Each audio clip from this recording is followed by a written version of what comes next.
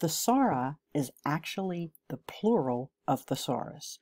Most do not speak of more than one thesaurus at a time, so that could be why the word thesauri sounds a little odd to us.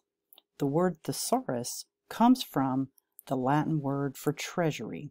It is basically a book of words and their synonyms. It can really come in handy when you're trying to use a different word.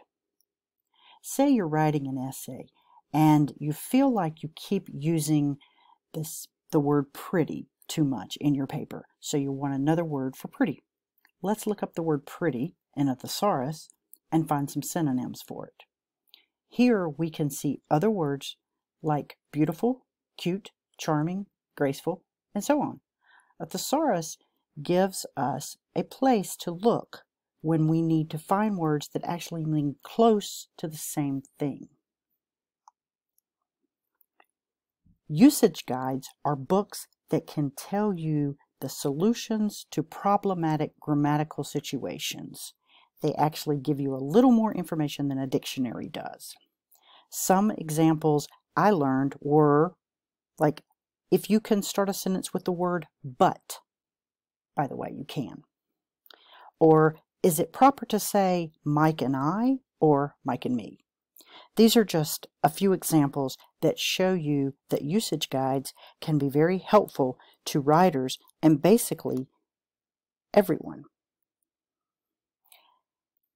Abbreviations are shortened forms of a word or phrase, but when we speak the abbreviation, we pronounce the entire word.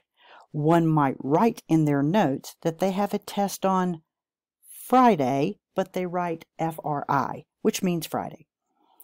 They don't look back and say, my test is on Fri. They say Friday. We all use abbreviations every day, sometimes without realizing it. Acronyms are actually supposed to be, they actually spell out another word.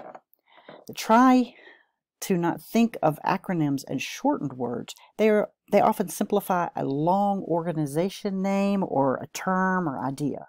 Some examples of an acronym would be like SCUBA, which actually means self-contained underwater breathing apparatus.